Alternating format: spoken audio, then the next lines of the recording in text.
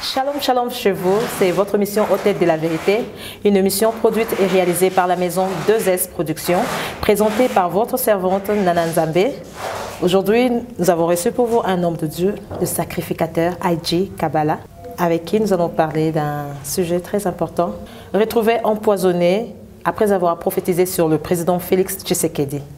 Bonjour sacrificateur. Bonjour Maman Nzambe. Maman Nzambe RVT. Hervé Nzambe Mbote. Oui, bien sûr. Oui, c'est mon grand frère. Oui. Oh, donc vous êtes la jeune sœur d'Hervé Nzambe. Voilà. Ça, c'est un maestro. Vraiment. Un maestro, une bénédiction pour le corps du Christ. Yes. Donc, bonjour à vous. Petite sœur d'Hervé Nzambe. Oui. Maman Nana Nzambe. Merci. Niembo à la fin. Niembo. Et mon mari, c'est Niembo. Oh, je connais un Niembo à l'époque. Hein. La fois passée, nous avons parlé de la prophétie avec le prophète Yann, que je salue. Et nous avons parlé sur l'importance de la prophétie dans l'Église. C'est quoi pour vous une prophétie, sacrificateur? Bon, j'aime écrire et enseigner. Oui, allez-y. Pour moi, vous avez dit l'importance de la prophétie. Oui. En fait, s'il faut parler de l'importance de la prophétie, je dis d'abord merci. Tout d'abord, la prophétie, c'est quoi une prophétie? En fait, la prophétie, selon la compréhension, oui. La prophétie est une pensée de Dieu, oui. Et qui sort de lui-même, oui. Et pas selon la force d'un humain, oui. Ni la pensée d'un homme, okay. Mais selon lui seul. Et c'est un événement qui, en elle, détient un miracle, okay. Qui va surprendre le gens, oui. Et une démonstration, okay. De la puissance de Dieu qui s'accomplira selon les délais, okay. Exacts de la pensée de celui qui a donné donc Dieu lui-même. Okay. C'est ce que je crois, c'est comme ça que je peux croire et parler de la prophétie. Et cette pensée est libérée à travers une personne? Oui, évidemment, elle est libérée, elle ne se libère pas facilement, elle se libère par des hommes Dieu. Okay. Elle se libère par des hommes saints. Parce qu'on ne peut pas libérer la prophétie si on n'est pas devenu Dieu. Et nous avons des hommes Dieu et des hommes saints ici. Oui, nous les avons. Parce qu'il est dit dans Psaume, moi Dieu siège au milieu des dieux. Okay? Oui. Il dit, je siège au milieu des dieux, moi les juges, je me mets au milieu des autres juges. Okay.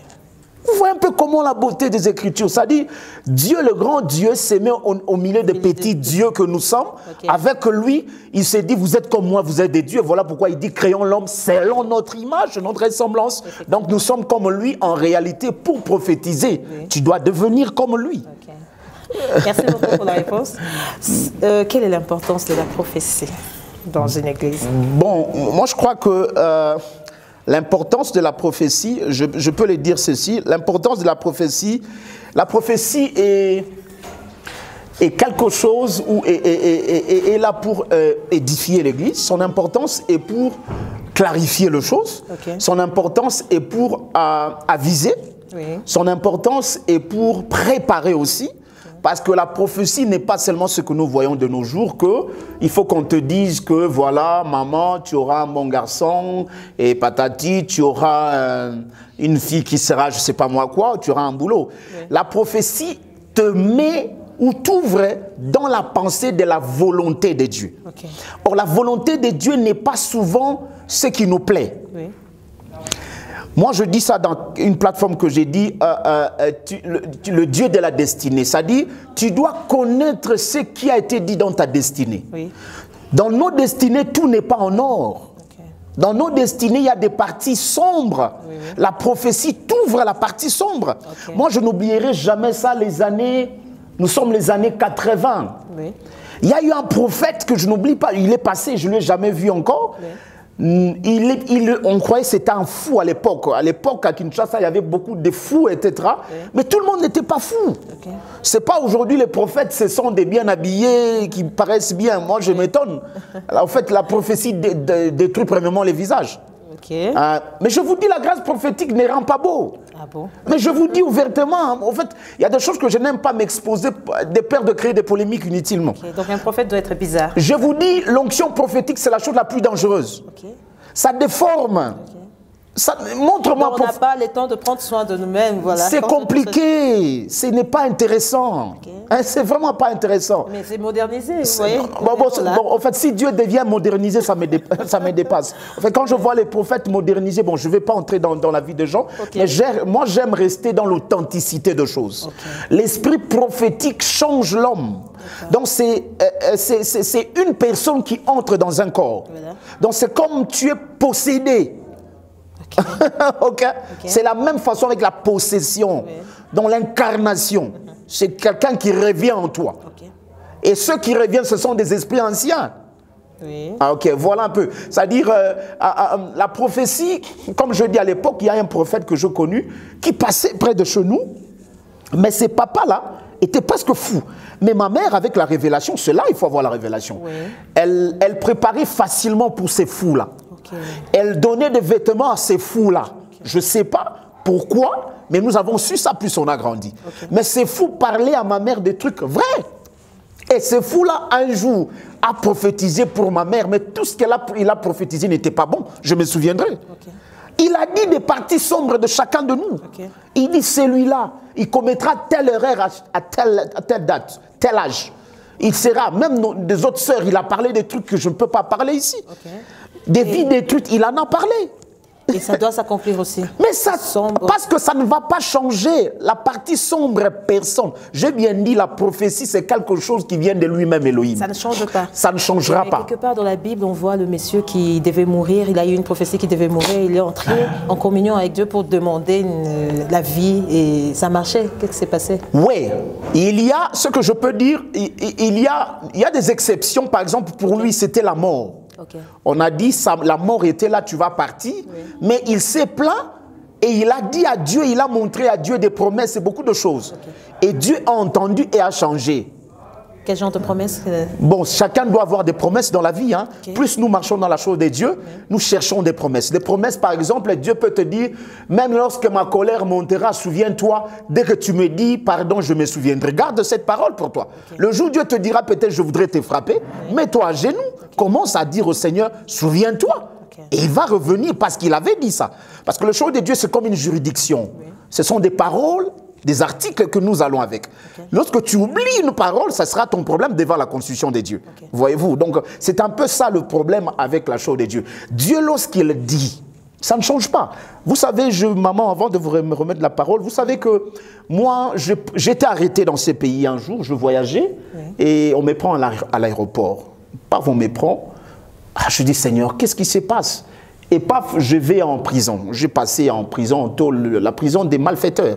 On m'avait vraiment déshabillé. J'ai pleuré, Seigneur, tu m'as humilié. Et dans cette prison, je veux rencontrer des gens à l'intérieur qui prenaient de la drogue, etc. Et beaucoup de trucs. Et ces gens, j'ai trouvé ces gens il y a un homme qui disait, prayer time, people come. Je me disais, prayer time, qui va prêcher, qui va prier? L'homme qui vendait du chanvre là, c'était lui le pasteur. Il en fumait, mais il était aussi pasteur. En même temps. En même temps. Et Saint-Esprit me dit, mets-toi et regarde. Pendant que je regardais, il a commencé à prêcher en prison. Et lorsque le temps de prier arrive, il dit aux gens, c'est lui qui est malade qui se met à genoux. Les gens se sont mis à genoux devant ce gars. Et il a prié pour eux. Et Dieu me dit, ce n'est pas ta sanctification. Je n'agis pas à cause de ta sanctification. C'est là où j'ai appris ces choses. Donc, des fois, nous croyons que, bon, écoutez, Dieu, c'est pas ce que c'est sinon. Ce qu'il a dit, c'est ce qu'il a dit. Donc, c'est ce que je voudrais dire. La parole de Dieu, quand il dit quelque chose, il a déjà dit. Ok. Et ça ne change pas. Il a dit que Saül deviendra Paul. Mais Saül était d'abord Saül. Peu importe de nos prières, ça ne change pas Saül. Lorsqu'il a déclaré que Saül devienne Paul, il est devenu Paul. Et ça ne change rien non plus. Voyez-vous, c'est-à-dire la prophétie, quand Dieu dit dans ta vie, tu passeras d'abord le temps de Saül. Puis si tu veux. Dieu, je ne veux pas que mon enfant soit Saül. Il sera Saül. Mais toi, c'est mieux d'être comme Abraham. Dieu lui dit, ta génération, ta descendance sera esclave. Mais le problème d'Abraham n'est pas resté dans ce que Dieu voulait ou n'a pas dit Dieu non. Non. Il a forcé à Dieu de lui donner la deuxième partie de la prophétie. Et Dieu, je vois, j'accepte. Mais mon Dieu. Et Dieu dit, mais ils sortiront. Abraham a dit merci, ça va. C'est comme ça qu'on vit avec Elohim. Oui. Heureusement que les promesses nous épargnent. Ça nous épargne. Une sombre prophétie. Merci. Quels sont les désavantages et les avantages d'une prophétie? Ok. Je peux dire les désavantages dans la saison actuelle, parce que dans la saison précédente, avant, je n'ai pas vu ces désavantages. Okay. Parce que les gens étaient matures. Oui. Moi, je suis d'abord, vous m'avez appelé sacrificateur. Oui. Sacrificateur, je suis le père des prophètes.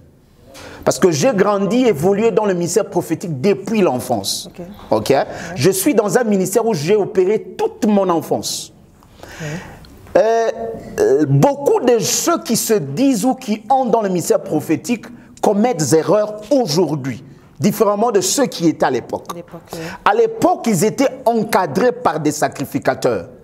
Okay. Parce que c'est là où on doit te faire manger la chevelure blanche. Il faut qu'on te donne la barbe blanche. Parce que la prophétie, tu dois avoir la barbe blanche. Dieu parle, maman, Dieu lorsqu'il parle, Dieu est plus que la science. Il est plus que la connaissance même. Tu ne peux pas comprendre Dieu comme ça. Non.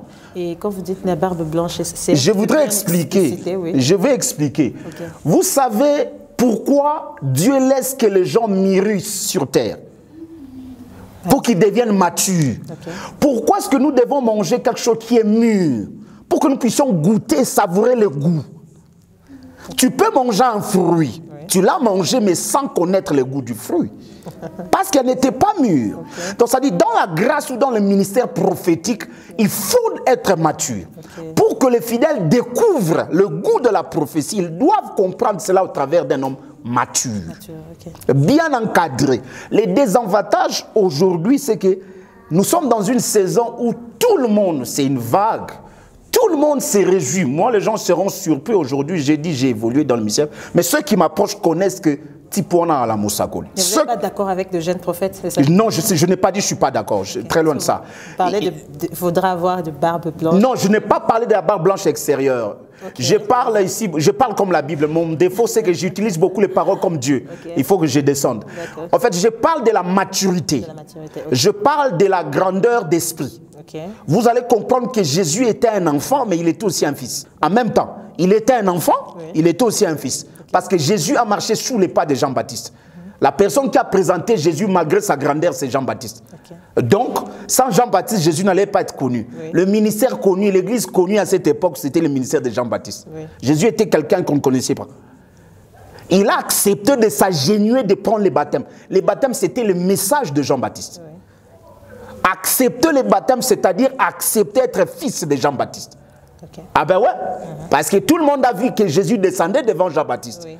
Et c'est ce jour-là aussi que Jean-Baptiste a parlé, que écoutez-les.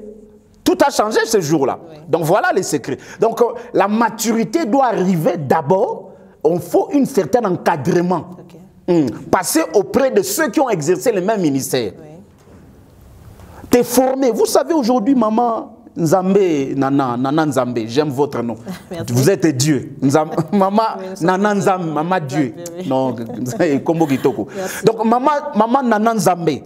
Vous savez, de nos jours, les gens veulent changer les choses. Tout le monde veut monter, descendre. Non, c'est beau et bien. Mais vous allez comprendre que la prophétie, aujourd'hui, a plus de dégâts. Qu'est-ce qui se passe? Pourquoi? Mais c'est ce que je suis en train de dire. Ça se passe parce que there's a lack of knowledge and wisdom. Il n'y a pas l'encadrement. Tout le monde veut avoir l'habit du prophète. Okay. Non. Non. Il y a une différence entre don prophétique et ministère prophétique. Expliquez-le. Mais oui, c'est ce que j'explique. C'est pas quelqu'un peut entrer là, entrer prophétiser directement. On dit il est prophète. C'est faux. Mon enfant là qui est assis là-bas, il m'a donné beaucoup de prophéties dans la vie. Okay. Beaucoup. Mais c'est là, je ne ferai pas de lui prophète. Mais non. Le don prophétique, c'est quelque chose, c'est une habilité, une grâce, soit tu as œuvré dans l'environnement des prophètes. Maman, si nous nous mettons là où quelqu'un est bien parfumé, nous nous serrons, nous nous accrochons. Nous allons, des accolades va laisser l'odeur du parfum chez nous. Cela ne veut pas dire que nous avons des bouteilles de parfum. Non. Là où les gens fument, même si je ne fumais pas, je peux passer, les gens me regardent. Il y a ceux qui vont poser, il y a ceux qui ne poseront pas. Mais le plus courageux me dira, as-tu fumé? Je lui dirai non, je n'ai pas. Mais parce que je sentis. Évidemment, on peut dégager cela. C'est un don. Quand tu es dans une église, tu as évolué dans une église, c'est beaucoup de chances que les enfants aient la grâce, les dons de prophétie. Il y a plus de chances. Vos fils et vos filles prophétiseront. Cette écriture n'est pas dit ils deviendront prophètes, maman. Non, il y a un problème aujourd'hui. Ils ne deviendront pas prophètes, mais ils vont prophétiser.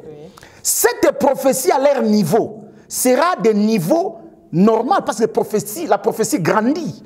La prophétie a des niveaux comme la Covid. Niveau 1, niveau 2, niveau 3, oui.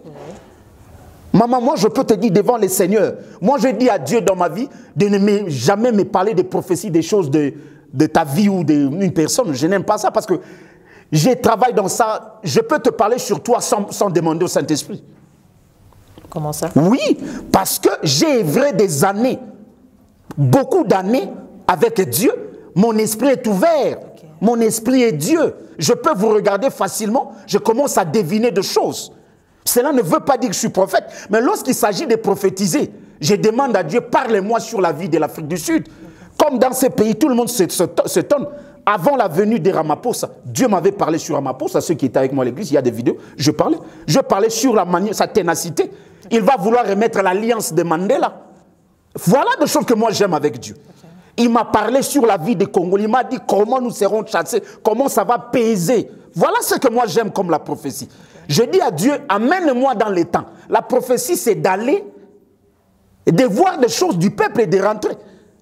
Merci beaucoup, sacrificateur, Je vous en prie. pour ce détail que vous avez donné par rapport à la prophétie. Et Dieu vous avait donné un message, une vision, une prophétie sur le président Félix Tshisekedi. Et voilà. Après, vous vous êtes retrouvé empoisonné. Mais avant de parler de l'empoisonnement, comment avez-vous eu ce message et quel était ce message-là? Bon, merci maman Nana Nzambé. Avant de parler de ça, il faut que je rentre au début. Allez-y. 5 ans passés ici en Afrique du Sud. C'est ce que quand on parlait sur la prophétie, j'aime ça. C'est mon domaine. Oui. J'étais en prière. Oui. Et Dieu me parlait sur beaucoup de choses. J'ai réduit ma barbe parce que ma barbe était jusque-là. Parce que quand la barbe reste, c'est pour des choses. Et Dieu me parlait sur... J'avais dit à Dieu, je ne peux pas te servir lorsque je vois mes enfants. Je ne sais pas l'avenir de mes enfants. Oui. Quand je parle de mes enfants, je parle comme un prophète. Je parle de tes enfants, les enfants de Seth. Oui. C'est comme ça qu'un homme prophète voit les choses. Okay. Parce que ce sont les enfants de ma génération, ce sont les miens. Oui. Alors je me disais, je regarde mon pays, je ne vois pas clair. Dieu parle-moi de réalité. C'est là où je ne dirai pas ça. Ici, c'est là où Dieu va me révéler sur Satan. Il me parle sur Lucifer, sur la chair. Il me parle... Parce que Satan vit sur la terre. Hein. C'est un homme. Il a une couleur. Il a une race. Oui. Je ne vais pas ouvrir ça ici. Oui.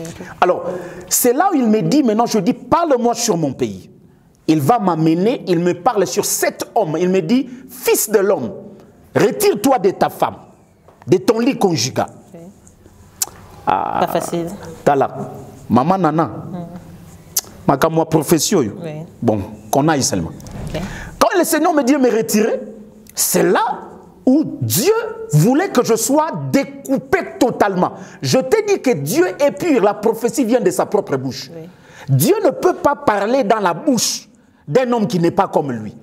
Okay. Mais Dieu ne dort pas avec une femme. Il ne peut pas faire sortir un message pendant toi, même si tu es marié. Oui. Il y a des choses que tu feras, mais si tu veux monter, oui, il ne te dira pas ça. Lorsqu'il voulait venir en Israël, il disait en Israël que personne dorme avec sa propre femme parce que je viendrai.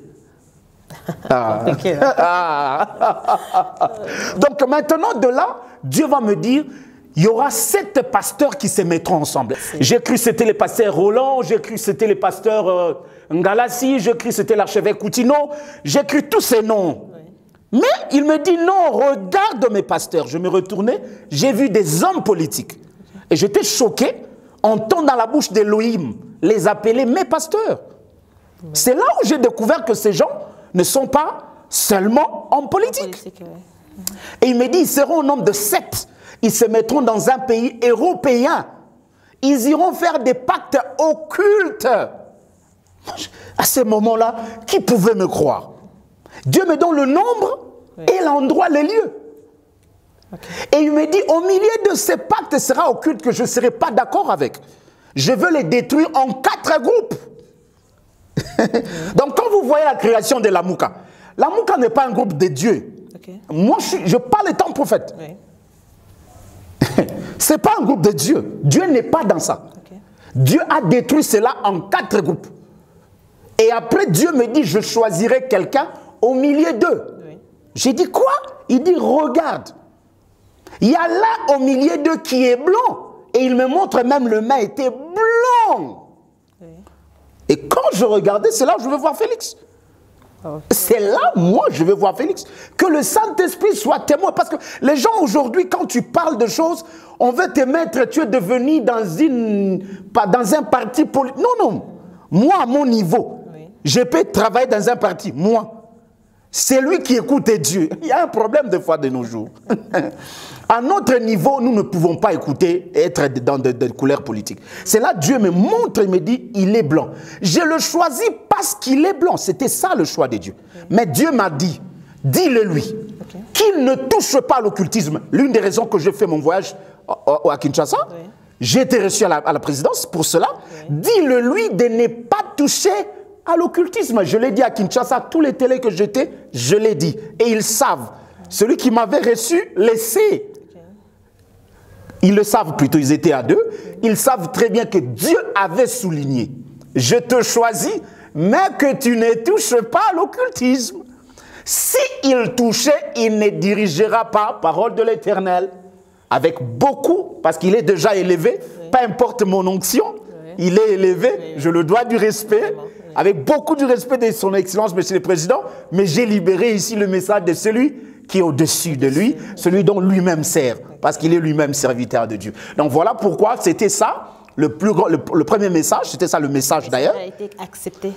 C'est pas mon problème, j'ai libéré les messages. Et quand le message n'est pas accepté, qu'est-ce qui pourra arriver? Non, ça c'est à leur niveau. Okay. Ça c'est vraiment à leur niveau.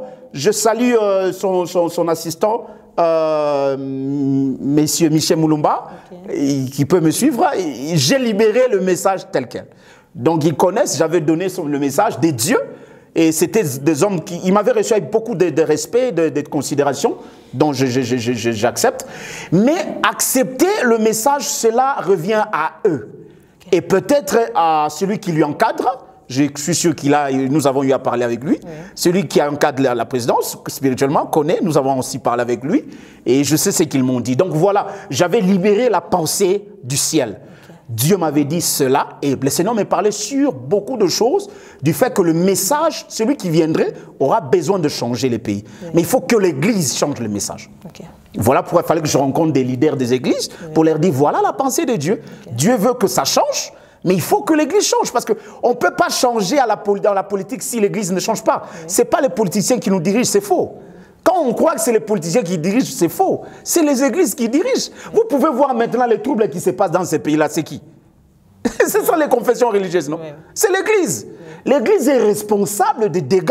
Et les autres pasteurs vous ont bien reçu? Ils ont bien reçu le message aussi? Bon, il y a ceux qui m'ont reçu, il y a ceux qui ne m'ont pas reçu. Bref, c'est ce que je peux dire. Il y a ceux qui m'ont reçu, il y a ceux qui ne m'ont pas aussi reçu. Parmi tant de serviteurs, pourquoi seulement à vous que Dieu a remis ces messages? Vous avez quelque chose de particulier? Non, je n'ai pas quelque chose de particulier. Je vous ai parlé de promesses, non? J'ai parlé ici des promesses. Nous avons des promesses. Oui. Et je l'ai dit, chaque homme de Dieu, chaque prophète de saison, nous pouvons être 1000.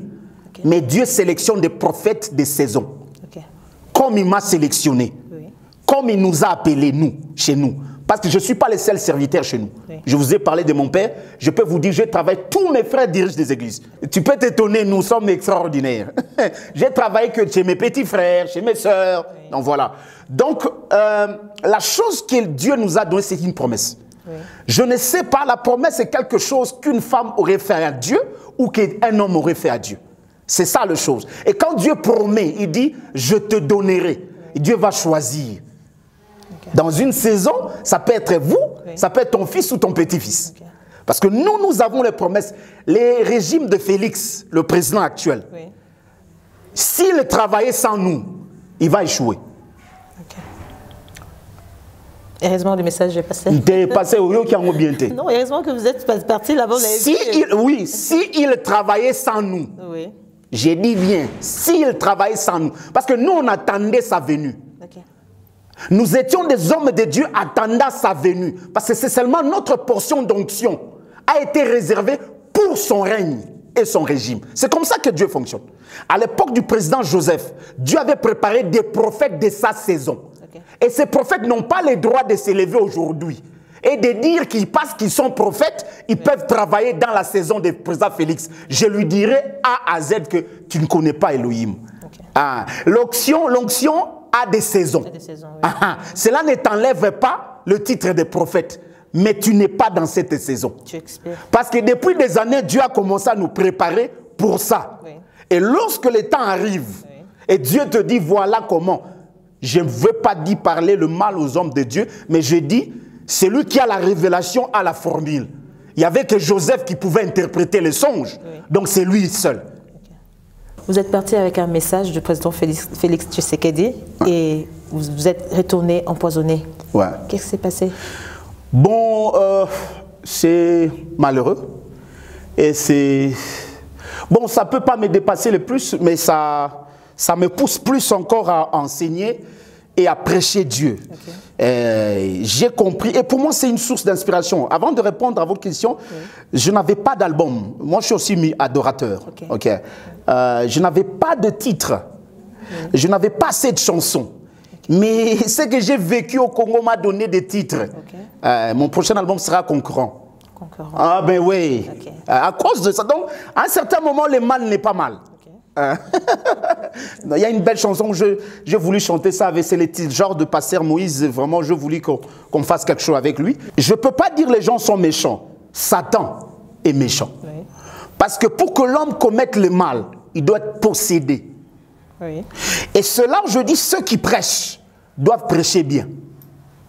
Si nous ne savons pas éradiquer la mauvaise foi dans le cœur des hommes, nous n'avons pas encore atteint ou soit nous avons échoué dans la mission. Okay. Ah, parce que moi, je n'allais pas dans les bars. Je n'allais pas au Parlement non plus. Okay. Ah, non, je n'allais pas. Et je ne crois pas les pauvres gens qui m'ont reçu avec beaucoup de respect à la présidence, un homme minable comme moi qui n'a rien, qui n'était pas contre eux, vont vouloir me faire du mal. Mais accompagné d'un fort message. Ah ben voilà encore. Donc de ce côté-là, il faut mettre ça de côté, il ne faut même pas penser à ça. Et je n'allais pas dans des boîtes de nuit. Oui. Mais je me retrouve empoisonné. Mais on ne veut pas dire où est-ce que j'étais empoisonné. J'étais empoisonné au milieu des hommes de Dieu. Voilà la vérité. Qui vous a empoisonné? Mais j'ai bien dit, j'étais empoisonné au milieu des hommes de Dieu. Voilà la grande vérité qu'il faut le dire. Okay. C'est ça la grande vérité, cette méchanceté, parce qu'on a la Bible comme un livre, on veut paraître comme la Bible lorsqu'on ne veut pas être en relation avec celui qui nous appelle. Maman, si nous tous, nous sommes des enfants dans une famille. Nous n'avons qu'une seule mère et un père.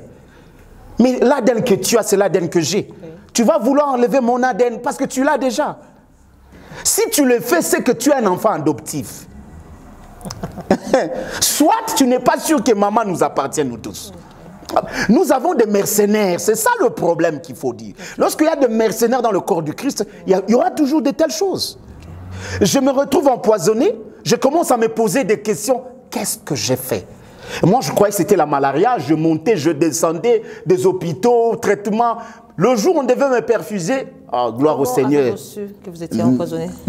Mais heureusement, je vous dis, dans la vie, il faut écouter. Hein. Oui. Ah, il faut écouter. Okay. Mais j'ai écouté une vieille dame. Une dame qui ne dirige même pas l'église. Okay. J'ai écouté une vieille dame. Hein? Azarata diaconesse.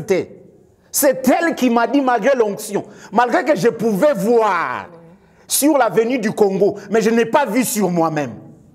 Il a fallu d'autres personnes. Ah, mais come on. Il fallait qu'une autre personne, petit, dans le rang, puisse voir. C'est elle qui m'a dit. Moi, j'ai dit, ah non. Il dit, non, non. Écoute-moi. J'ai dit, non. Moi, j'ai l'onction. Il me dit, écoute-moi. Je me suis tué. Je lui ai écouté. Okay. Ma belle-mère. Oh, okay. Ah ben ouais. Je lui ai écouté. Et il m'a dit, bah, ça m'a été. Bah, ça non test à poison. Poison. Il a dit ça par expérience ou bien on lui avait parlé, Dieu l'a parlé? Non, non, bon, en fait, Dieu, c'est là aussi le problème de parler de Dieu. J'enseigne beaucoup. Dieu parle dans la nature normale. Nous avons un problème à l'église. Nous voulons trop qu'on puisse fermer les yeux et dire, je suis en train de voir Dieu. Non, Dieu parle bonnement. C'est là le problème du Congolais. Le Congolais veut qu'on prie pour qu'on lui dise Dieu a dit. Non, la bouche d'un aîné, lorsqu'elle parle, c'est Dieu qui parle. Ah ben ouais, c'est ça aussi la vérité. Oui. Lorsqu'elle parlait pas sous l'onction, elle parlait parce que sa bouche, Dieu empruntera sa bouche. Okay. Donc c'était le canal pour moi. Et si j'avais accepté la perfusion, je n'allais pas être vivant.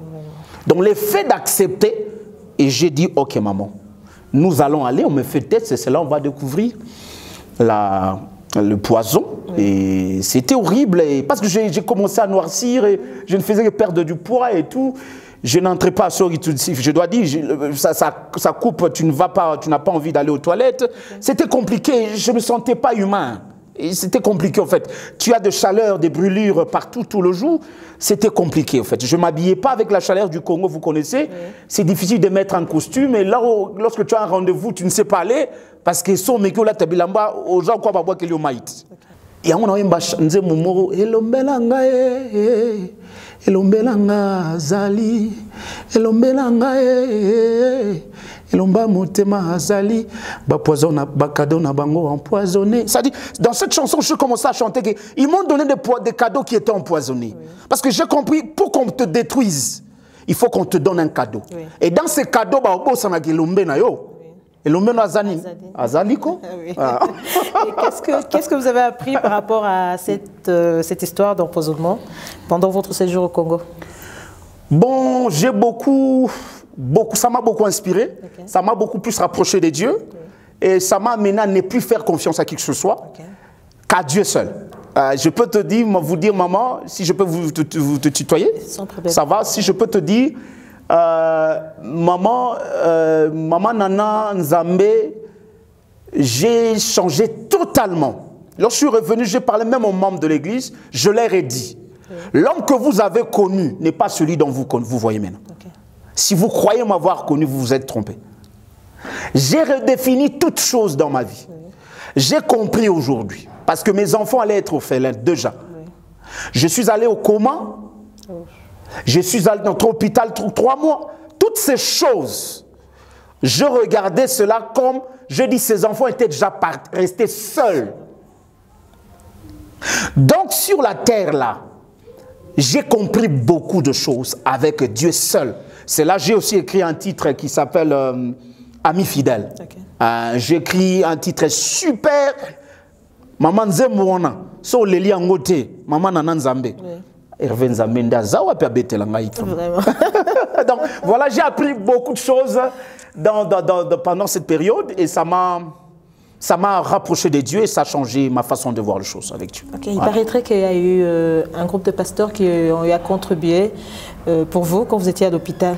Bon, je dirais premièrement, s'il y a des groupes de gens qui ont contribué pour moi, je dirais merci, premièrement, oui. Pour ce qu'ils ont fait. Mais deuxièmement, je n'ai jamais perçu cette contribution, dont je ne connais pas d'ailleurs. Comment ça? Bon oui, je ne connais pas parce qu'une personne qui est malade, oui. Ok, malade à mon niveau, et puis à l'hôpital, même mon téléphone, on l'a géré par quelqu'un d'autre. Okay. Et je ne vois pas comment, ok, je ne vois pas comment, moi qui étais à l'hôpital, oui. Percevoir des codes. Tu sais, chez nous, il faut aller à l'agence et percevoir quelque chose. Oui. Donc directement, c'est vrai que les gens pouvaient le faire, mais c'est que ceux chez qui ils ont fait ça, c'était des... Ils savent où ils ont donné, mais moi, je n'ai rien reçu. Je n'ai rien perçu, ni mon billet, d'ailleurs, ni mon billet. Même pas mon billet, même pas mon billet, même pas le frais de l'hôpital, même pas mon billet. Donc, bref, je ne connais pas. Avec beaucoup d'humilité, je ne connais pas. Si ce n'est que mes enfants que je salue, il y a une fille que je l'aime beaucoup aux États-Unis. Stock, il doit être, il faut aparté, il faut vraiment stock lutandi la nzambe makasi, il faut changer chaîne. Il faut vraiment changer chaîne. Yende vraiment stock, je le salue à partir des États-Unis avec son mari et sa petite sœur encore qui est venue, il vient des États-Unis, il s'est marié avec Don S Massamba avec stock. Stock, c'est seul stock qui m'avait envoyé $400. Là, je dois reconnaître stock aux États-Unis, dit papa en tout cas. Code Futatike, $400, c'est une fille que je bénis, que Dieu le bénisse infiniment, très reconnaissant d'elle.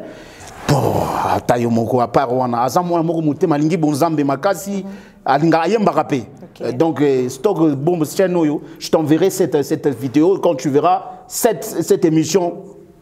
Prends soin. Revenons à cette dame qui voulait vous sauver la vie.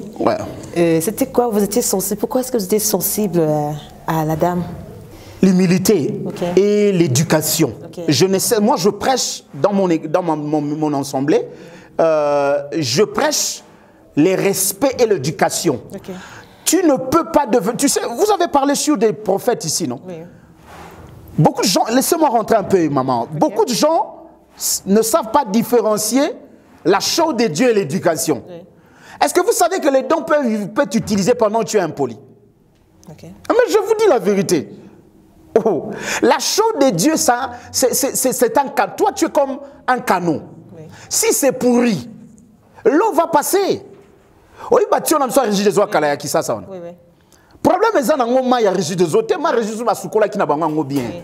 Mais le fait que l'eau de régi des eaux passe, si le tuyau n'est pas propre, il y aura un jour que de l'eau sortira sale.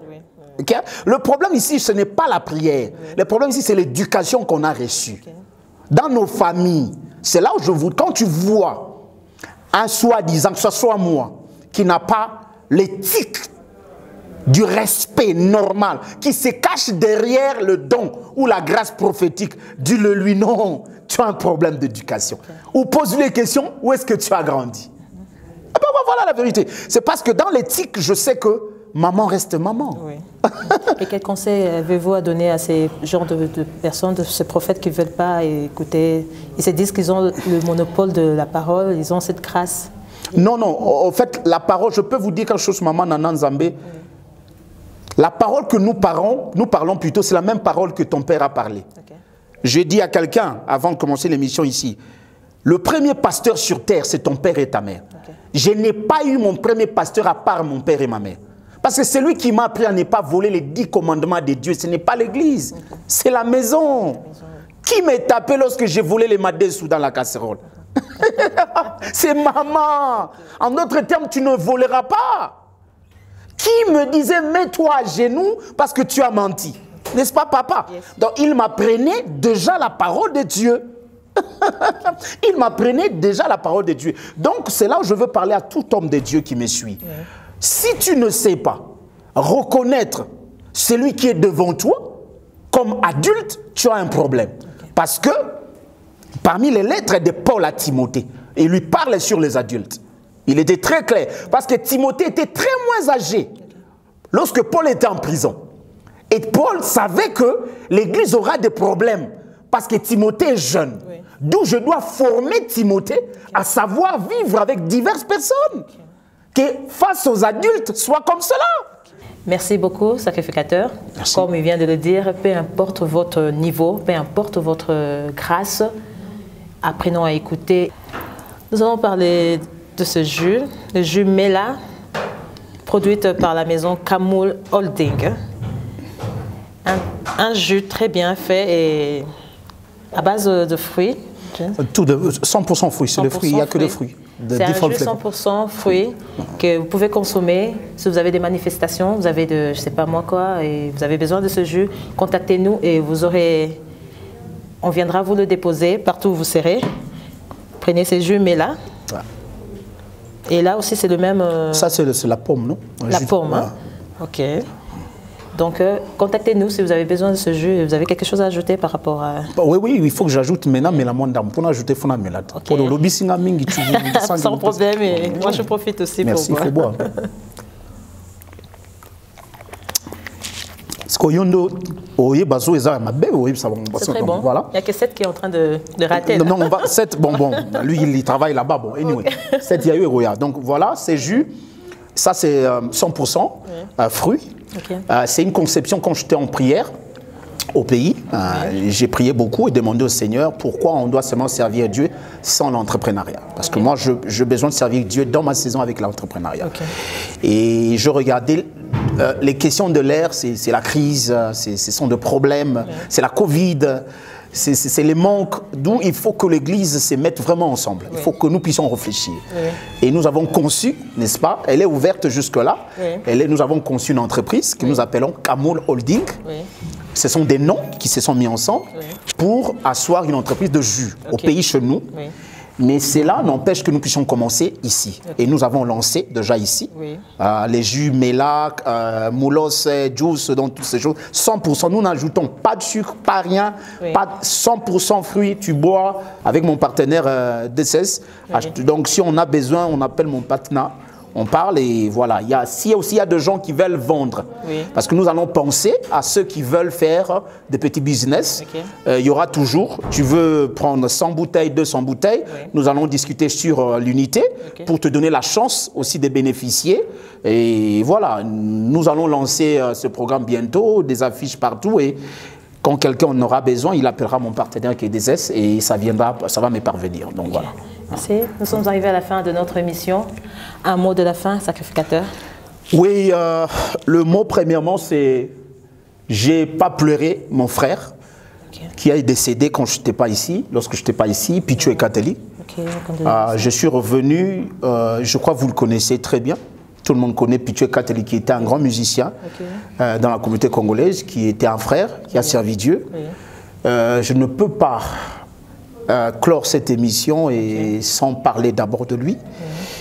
Je suis arrivé, j'ai pleuré à Kin lorsqu'il est décédé et je suis arrivé, puis tu as beaucoup fait pour l'église Corps du Christ. Il a laissé derrière, après lui, une femme et les enfants.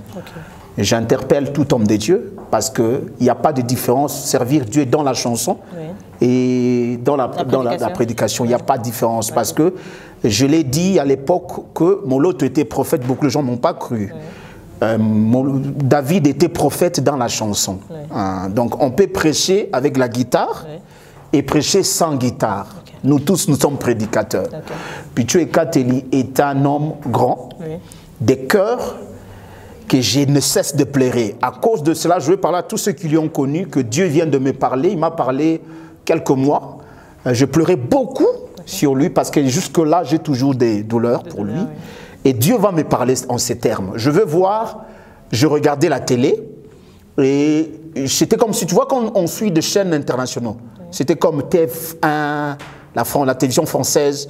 Maintenant, je vois les clips de Pichu. Oh, il y avait un journaliste qui dit, maintenant, il y a un grand artiste qui va passer qui s'appelle Pichu et Kateli. J'étais sur la chaîne, j'ai dit, waouh, Pichu est devenu à l'international déjà.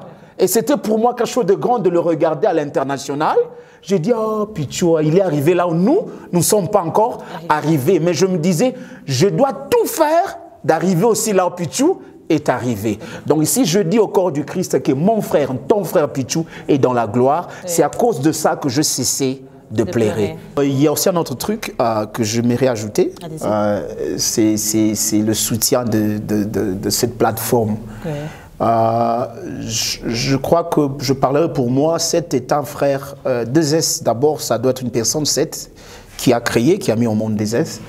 A toujours eu ce souci de vulgariser la promotion des hommes de Dieu et de la chose de Dieu. Ça ne doit pas être une faiblesse pour lui ou pour que nous puissions facilement venir lorsque nous avons besoin et le lâcher lorsque nous sommes montés. On ne doit pas se servir de lui comme des escaliers et passer. Ça ne serait pas juste. Notre royaume s'appauvrit parce que nous n'avons pas de personnes solides.